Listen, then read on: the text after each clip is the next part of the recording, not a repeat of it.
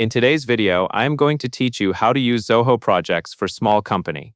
We are going to focus on two core actions that every small team needs: setting up a project the right way and creating tasks with clear dates so work stays organized. Start by setting up your project. Look to the left sidebar and click the Projects tab. This is the main area where all of your workspaces live, so it is a good habit to return here anytime you need to switch between initiatives. In the upper right corner, select New Project.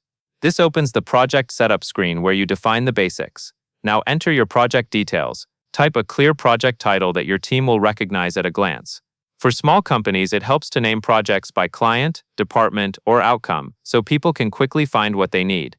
Next, choose your start date and end date. Even if your timeline is flexible, setting dates gives the project a planning frame and makes it easier to track progress over time. Then select a project layout.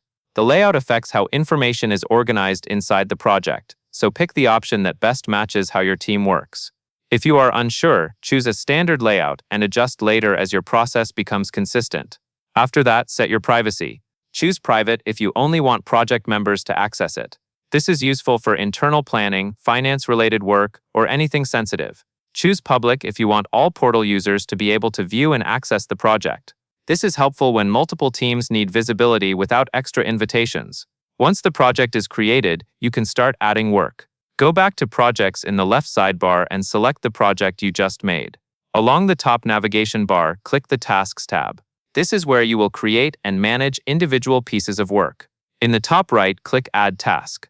Enter a short, specific task name so the assignee understands the deliverable immediately. Then click the Start and Due Date field and set your deadline. Clear dates reduce confusion, help prioritize work, and make it easier to spot delays early. That covers everything you need to know. And that is all there is to it.